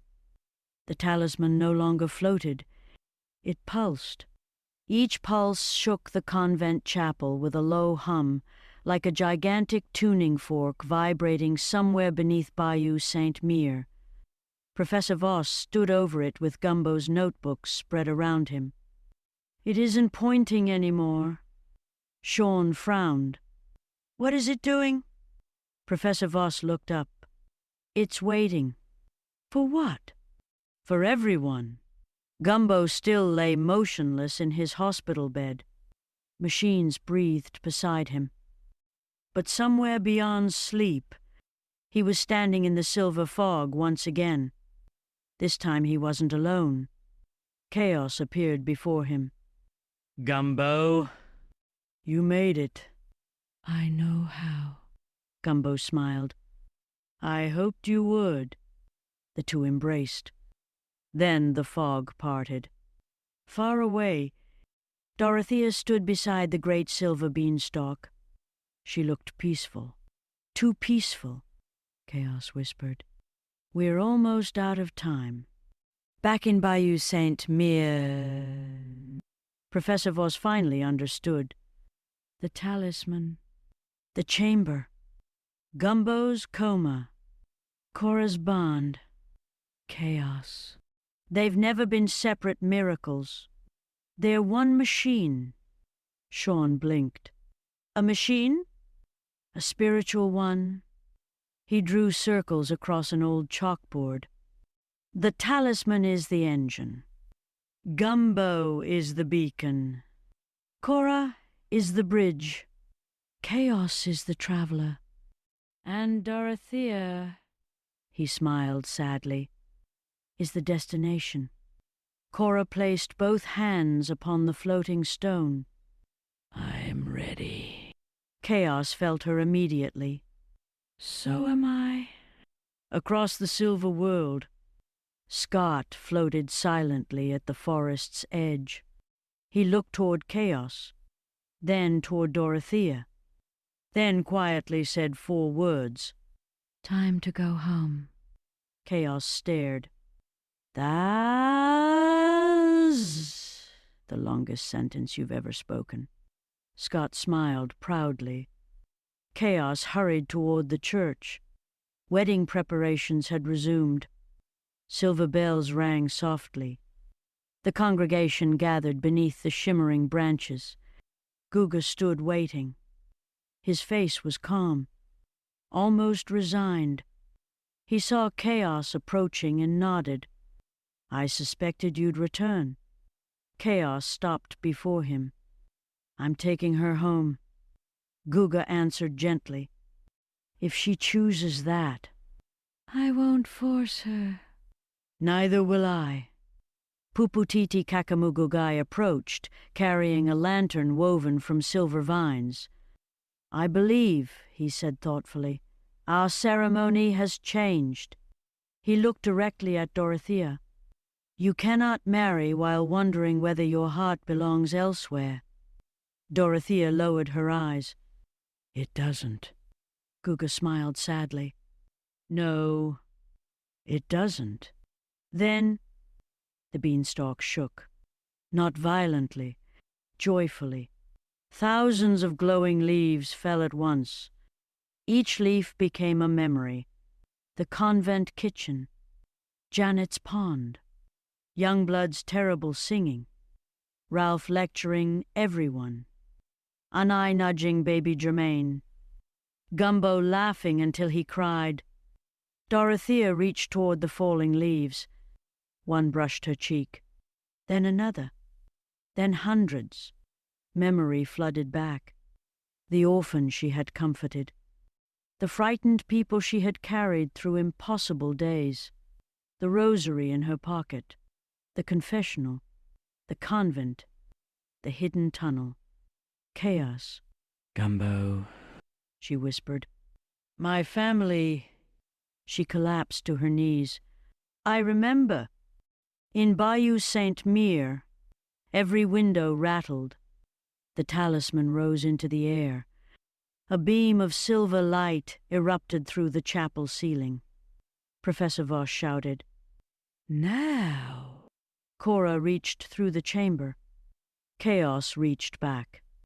Gumbo, deep within his coma, spoke one final sentence. "Dorothea Dupree, come home." The silver world itself answered. The ground trembled. The beanstalk split open not in destruction, but like a doorway. Roots curled aside, revealing a radiant passage resembling a yellow brick road winding through light itself. Scott floated beside it, smiling. Puputiti Kakamugugai laughed aloud. "I've always wondered what existed beyond our horizon." He turned toward Guga. "My friend, I think it's time." Guga embraced him warmly. "You've always belonged wherever kindness is needed." Dorothea stood trembling. She looked at Guga. I love you. "I know, but I don't belong here." No. He smiled. "You were heaven sent to us, but you were never ours to keep." He kissed her forehead. "Go." The church members stepped aside. No anger, no resentment, only blessing. One elderly woman whispered, "Carry our peace with you." Another said, "And remember us." As they walked toward the opening, Puputiti Kakamugugai paused. "I would like to see your world." Chaos laughed. "It gets weird." "So does ours." "Fair enough." Together they crossed. Scott remained behind, as always, watching, unable to interfere. He quietly waved. The passage became overwhelming.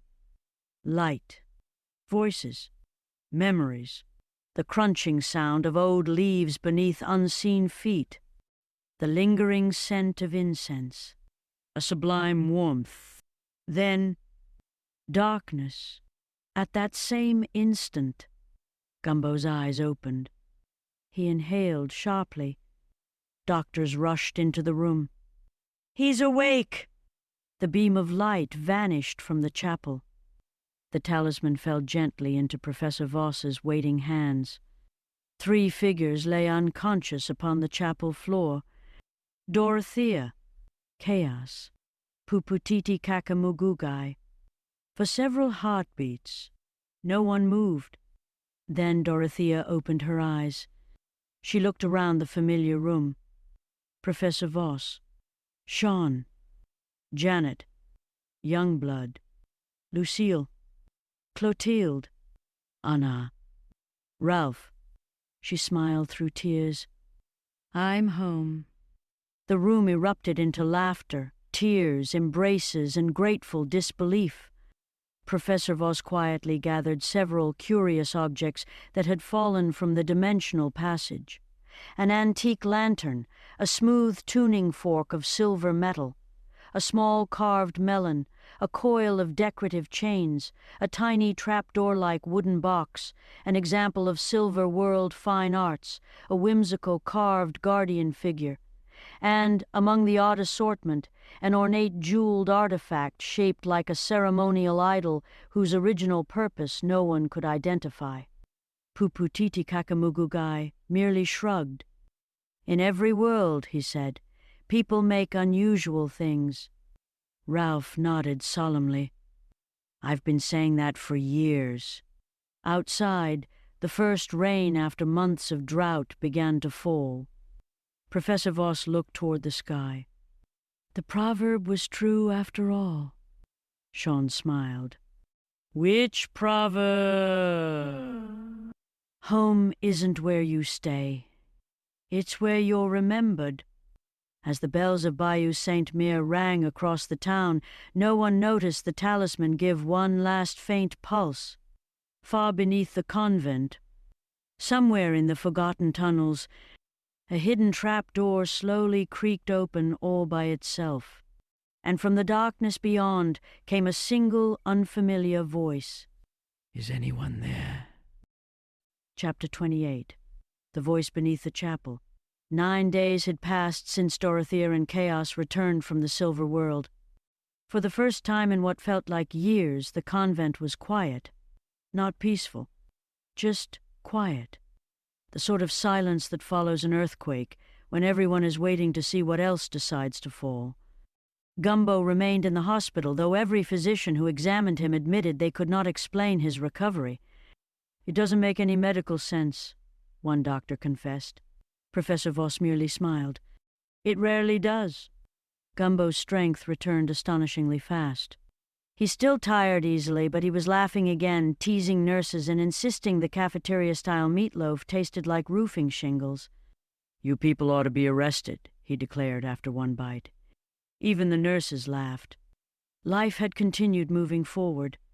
Baby Germain was no longer really a baby.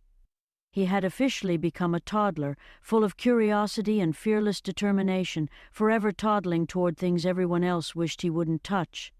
The elderly Prescotts continued caring for him with tremendous love, and everyone at the convent visited often. Germain recognized Dorothea immediately. He stretched both arms toward her. "Mama!"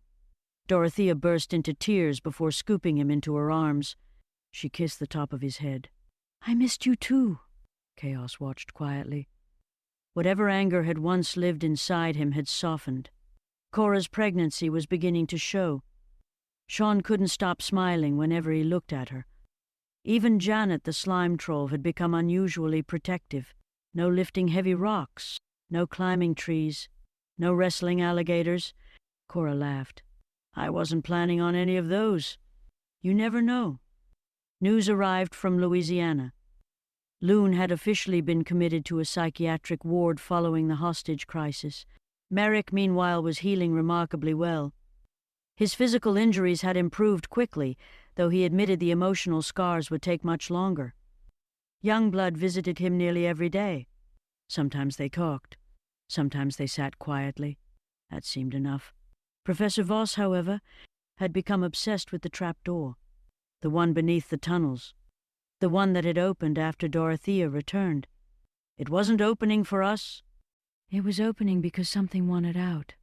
Sean frowned. You think it's connected to the secret society? Professor Voss answered carefully. I think everything is. Late one afternoon, Janet noticed someone very small inching across a lily pad, a snail.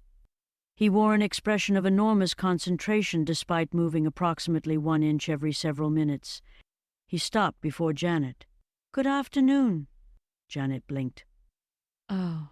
You talk. I do. My name is Jackson. I'm a snail. I had gathered that. Jackson smiled proudly. I travel. Janet looked around. You travel? Mostly between your pond and the levee. I've seen fascinating things. You'd be amazed what people say when they think only snails are listening. Janet immediately liked him. He wasn't especially bright, but every now and then he said something that sounded wiser than he himself realized. That evening, Jackson froze halfway across a rock. Oh. Janet looked over. What? I smell lies. You... Jackson nodded. They're sour. They smell different than ordinary secrets. Janet followed his gaze. Lucille. She was walking alone near the chapel, smiling to herself, too calmly, too confidently. The two quietly followed. Well, Janet quietly followed. Jackson quietly took nearly 15 minutes to reach the same bush. Lucille never noticed either of them. She stopped beside an old drainage ditch, looked around carefully, then whispered, Verification code EIGHT-EIGHT-ZERO. Nothing happened.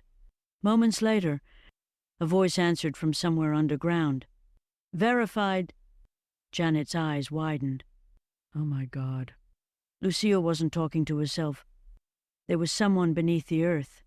Jackson slowly crawled closer. His tiny eyes widened. I know that smell, Janet whispered. What smell? Fly-by-night people. Janet wasn't entirely sure what that meant. Yet somehow it made perfect sense. Lucille reached into her coat. She withdrew an envelope. Inside were bank papers, handwritten names, and several strange symbols. At the very bottom appeared one word. Section.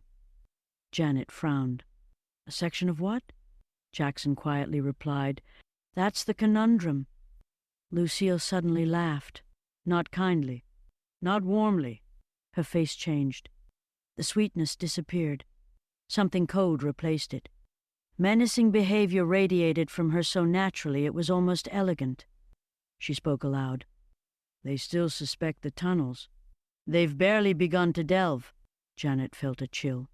This woman isn't who she pretends to be. Before they could retreat, another voice echoed through the trees. Enjoying the show? Professor Brigsby stepped from the shadows carrying a polished broomstick like a walking cane. He smiled pleasantly. His eyes did not. Dreadful habit. Eavesdropping. Janet instinctively stood between Jackson and Brigsby. Professor Brigsby adjusted his coat. I assure you, I have nothing to do with their little society. I find them tiresome. So why are you here? Janet demanded. He smiled. Professional curiosity. His cockiness was almost theatrical. I'm conducting my own investigation.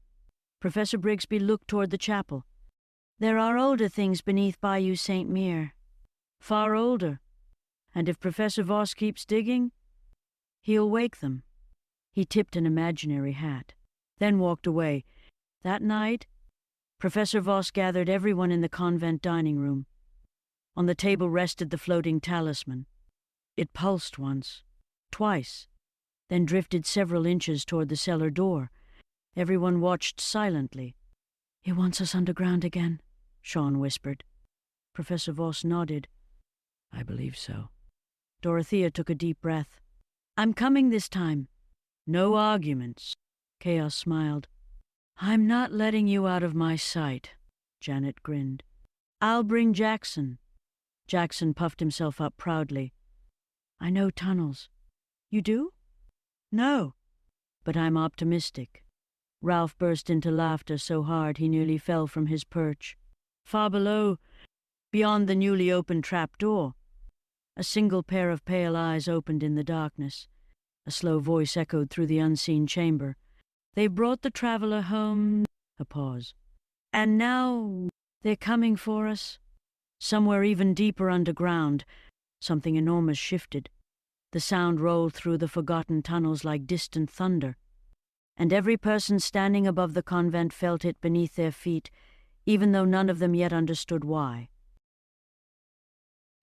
Chapter 29. Cotton, Jackson, and the Voice Beneath the Earth. Nearly 2 weeks had passed since Dorothea and Chaos returned from the Silver World. The convent had found its rhythm again. Almost. There remained too many unanswered questions for anyone to pretend life had returned to normal. Professor Voss said very little these days. Whenever he wasn't teaching or wandering the museum on 3rd Street, speaking with the mounted moose head, he was studying maps of the tunnels beneath Bayou Saint-Mere. Every few hours he would scratch out another note, stare at the floating talisman, and quietly mutter, "No, that isn't it." The talisman continued to pulse, not randomly, purposefully, as though counting down. Gumbo's recovery bordered on miraculous. The doctors no longer spoke in terms of if. Now they spoke in terms of when. He was sitting upright in bed, complaining that hospital coffee tasted like hot ditch water and demanding somebody sneak him a decent bowl of gumbo. Dorothea laughed. "You almost died." "I know. You ought to be resting." "I can rest after supper." Chaos sat beside the bed, smiling. For the first time in months, they all felt like a family again. Germain had become a toddler. He walked with a determined wobble unique to children who had just discovered they could outrun the adults. The Prescotts adored him. Whenever Dorothea visited, he reached for her immediately. Whenever Chaos visited, he insisted Chaos chase him through the yard. Even Anais played gentle games with him, lowering her head so he could hug her sparkling neck. Life, somehow, was continuing. Cora rested more often now. Her pregnancy had begun to show unmistakably. Sean had become almost absurdly protective. Professor Voss finally chuckled. "If you hover any closer, Sean, we'll have to classify you as furniture." Across the state in Lake Charles, Loon remained in the psychiatric hospital. Merrick visited whenever permitted. Sometimes they spoke. Sometimes they simply looked through the reinforced window and held their hands against opposite sides of the glass. Healing, Merrick realized, rarely happened all at once. Then, Bayou Saint-Mere acquired a new business. The entire town gathered to watch an elderly gentleman park a faded trailer painted bright blue and white beside the old mom-and-pop hardware store. A freshly painted sign read, "Cotton Snow Cone Stand." The proprietor himself stepped out, smiling. He was round, rosy-cheeked, wore sandals, suspenders, and a straw hat, and greeted everyone as though he'd known them for decades. "My name's Cotton. I've got snow cones, original pixie sticks toppings, homemade syrups, and enough stories to keep you here till Christmas." Within an hour he knew everyone's name. Within 2 hours everyone liked him. Within 3 hours Ralph had already stolen one of his paper cups. Jackson the snail eventually reached the snow cone stand sometime after lunch. Cotton looked down. "Well, hello there. I'm Jackson. I travel." I can see that. Cotton thoughtfully handed him the tiniest snow cone anyone had ever made. Jackson licked it once. His eyes widened. "Tangerine." My favorite. "It is now," Cotton replied. That evening Janet found Jackson unusually quiet. You've been thinking. I have. About what? The lady. Lucille? Jackson nodded slowly. I don't think she's coming back. She didn't. 3 days later, Sheriff Boudreau received a call from a neighboring farmer. There were signs someone had crossed the fence into an isolated hog enclosure during the night. Among the scattered belongings investigators recovered were unmistakable personal effects belonging to Lucille's distinctive handbag, identification, and jewelry. There was no sign of Lucille herself.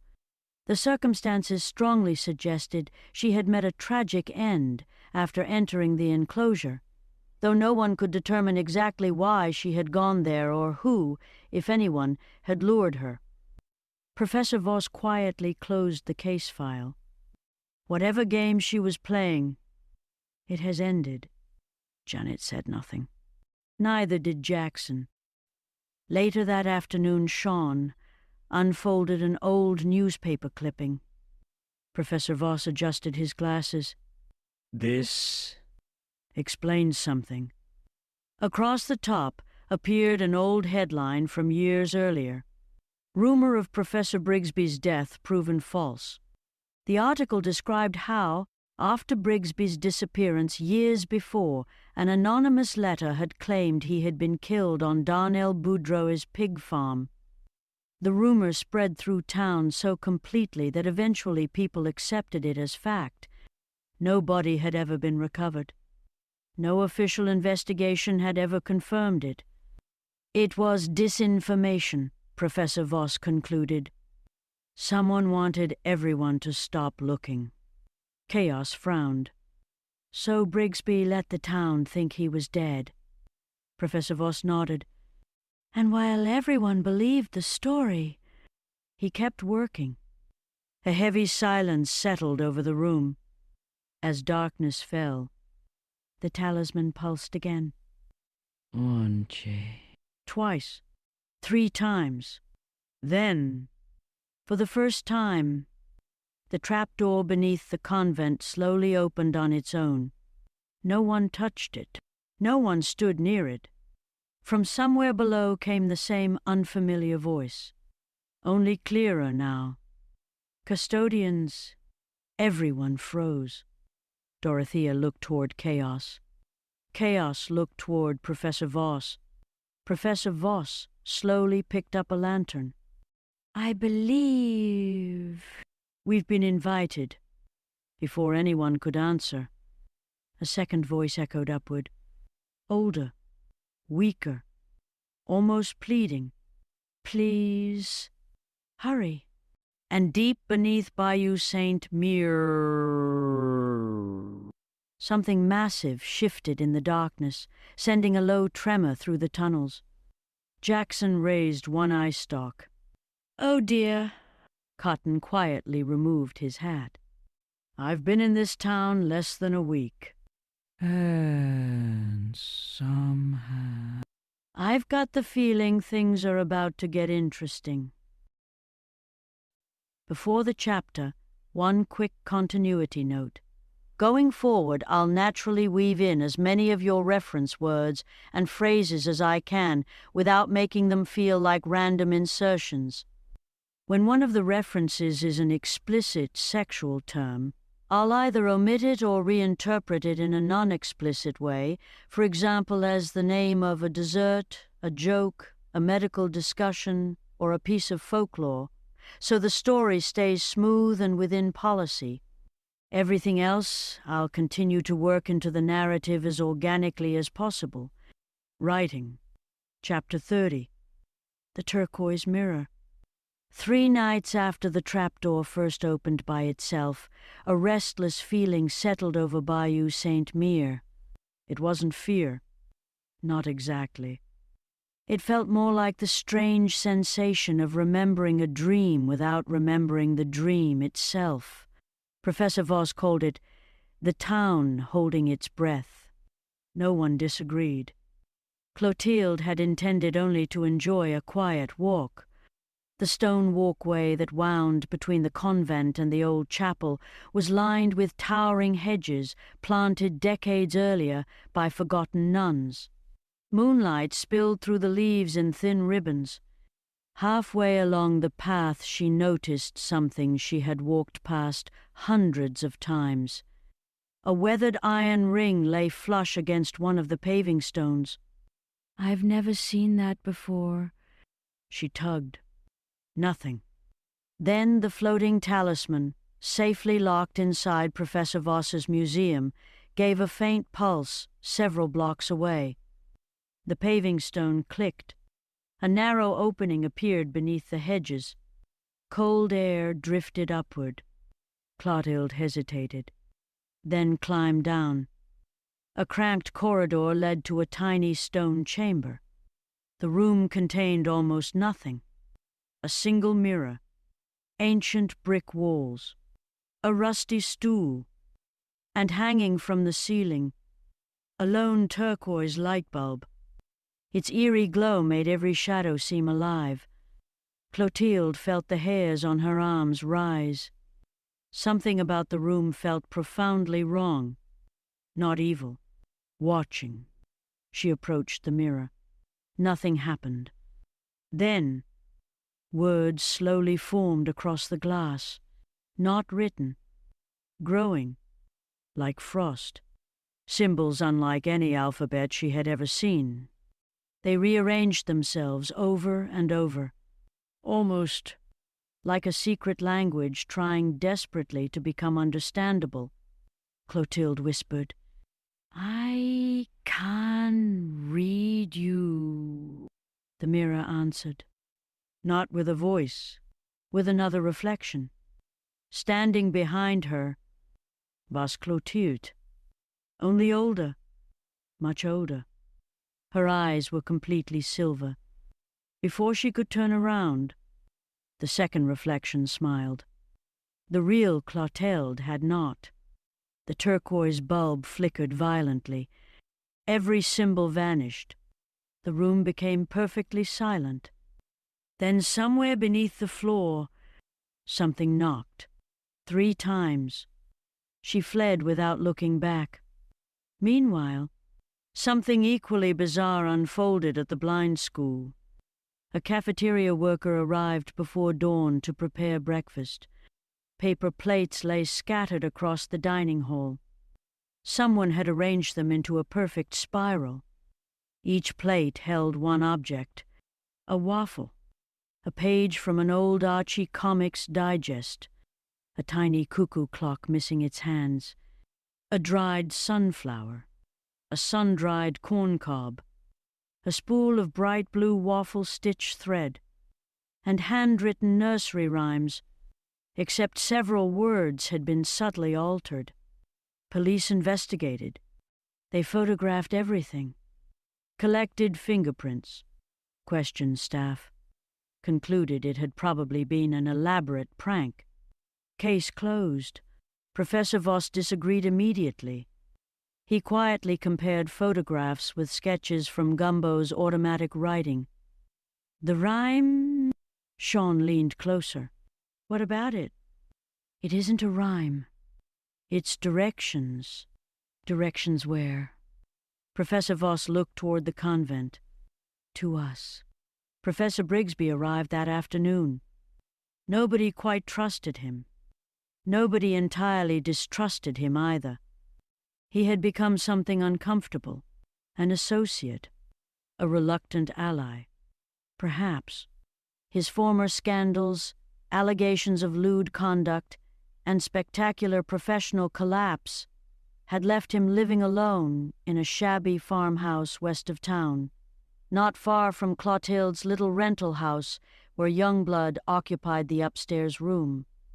Brigsby removed his hat. "I know you all think I'm hiding something," Youngblood muttered, "because you usually are." "Fair," Brigsby sighed. "The society has changed." "They've stopped hiding. They're recruiting." Professor Voss frowned. Recruiting whom? Brigsby answered quietly. People who can read the mirrors. The room fell silent. Puputiti Kakamugugai, meanwhile, struggled heroically with ordinary earth customs. Janet the slime troll had volunteered to teach him. Ralph insisted on helping. This proved to be a mistake. You must understand, Ralph declared. That one does not simply wander into a trailer park wearing ceremonial silver world robes and announce oneself as an ambassador of metaphysical serenity. I know. They offered me lemonade. They also offered to sell you a riding lawn mower. I thought it was a sacred relic. Janet laughed so hard she nearly rolled into her pond. Ralph continued. And another thing, never challenge a local to horseshoes until you've learned the difference between a Benoit ball and an ordinary lawn ornament. Puputiti Kakamugugai nodded solemnly. I have much to learn. You certainly do. Jackson the snail eventually reached the gathering. It had taken most of the afternoon. I found another clue. Everyone looked down. What is it? Jackson pointed one eye stalk toward the nursery rhyme photographs. They rhyme only if you read every third word. Professor Voss blinked. Sean grabbed a pencil. Within minutes the hidden sentence emerged. The mirror remembers before the people do. Professor Voss slowly sat down. My God. That evening everyone assembled in the convent kitchen around the great granite countertop. Coffee, cornbread, mustard greens, conversation. Outside, thunder rolled. Inside, Dorothea quietly placed the talisman upon the countertop. The stone began floating. Again, higher than ever before. Clotilde instinctively backed away. The turquoise glow from the hidden mirror room suddenly burst through the cellar doorway, as though the earth itself had become translucent. At the same moment, Jackson cried out, "The clues!" Professor Voss looked down. The symbols from the mirror had somehow appeared across the granite surface, not carved, not painted, simply present. Puputiti Kakamugugai stared in amazement. In my world, Those symbols were spoken only once. When?